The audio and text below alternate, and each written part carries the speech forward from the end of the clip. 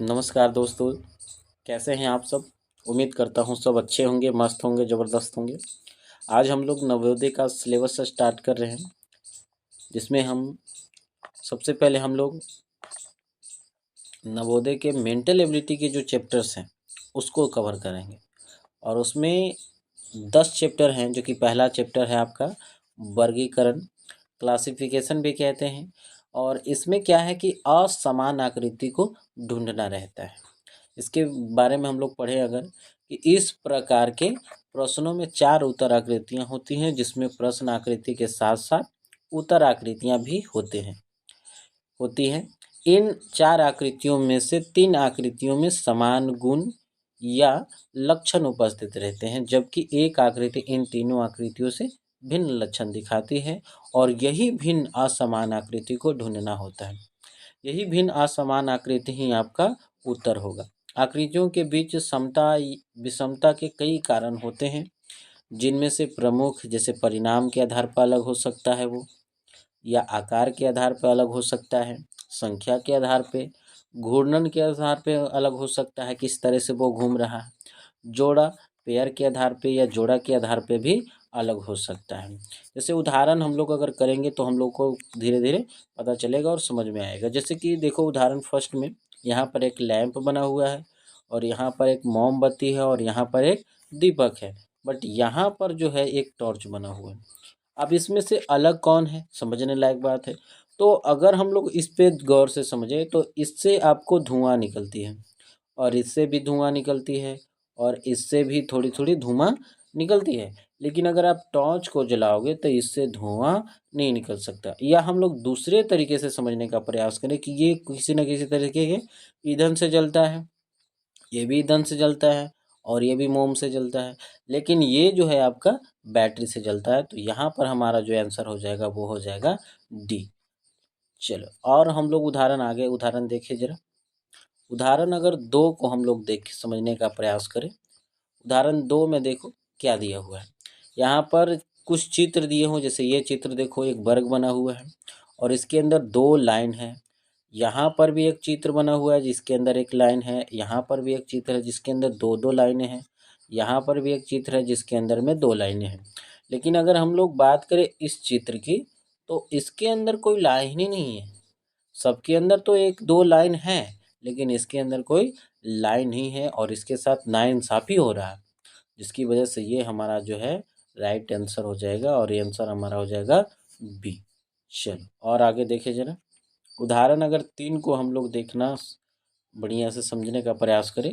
देखो इसमें एक लाइन बनी हुई है और इसमें भी लाइन है और इसमें भी एक लाइन बनी हुई है। लेकिन अगर हम लोग इस चित्र को देखें तो यहाँ पर एक सर्किल बनी हुई है।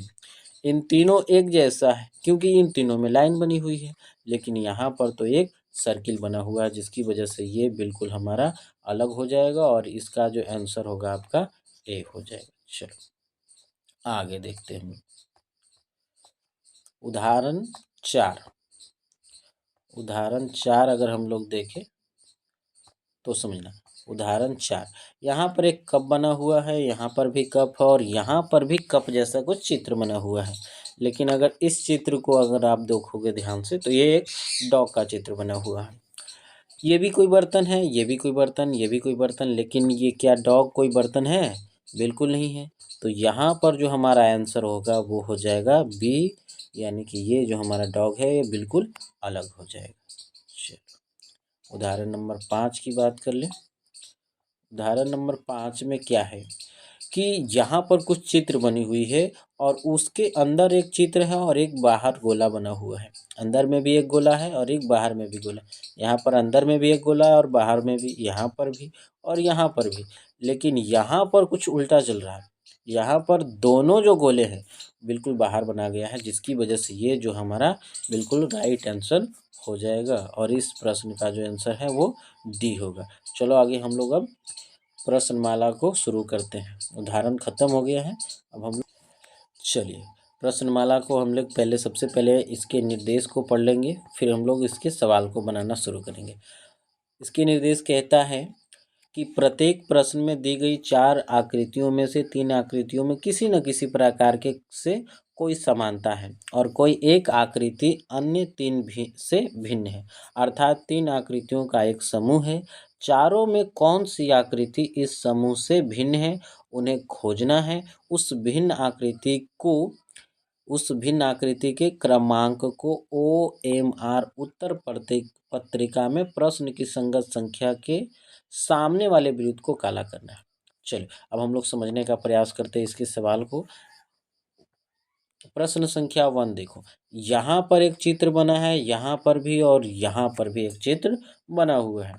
बट अगर हम लोग यहाँ पर देखें तो यहाँ पर कोई चित्र नहीं बनी हुई है, यहाँ पर केवल 2 रेखाएं हैं, जिसकी वजह से ये जो है आपका बिल्कुल अलग हो जाएगा और ये हमारा आंसर भी हो जाएगा।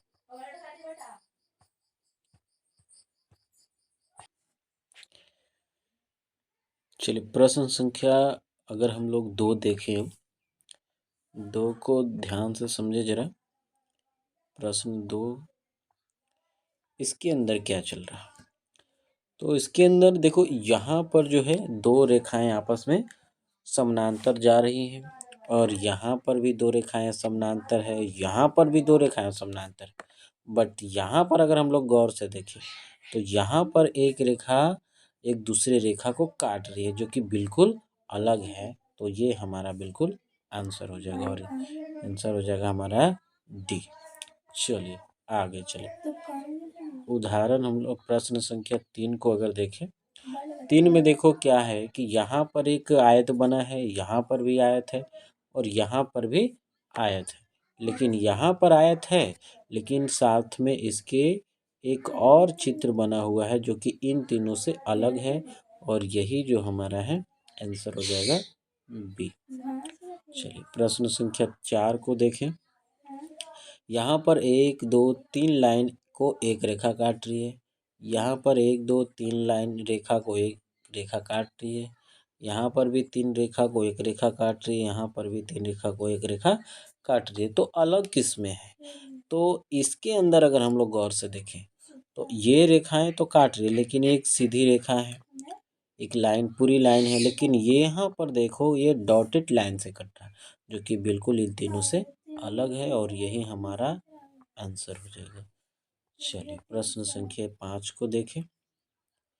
प्रश्न संख्या 5 में क्या है, प्रश्न संख्या 5 यहाँ पर एक चित्र बना हुआ है ट्रायंगल और उसके एक कोण को दिखा रहा है।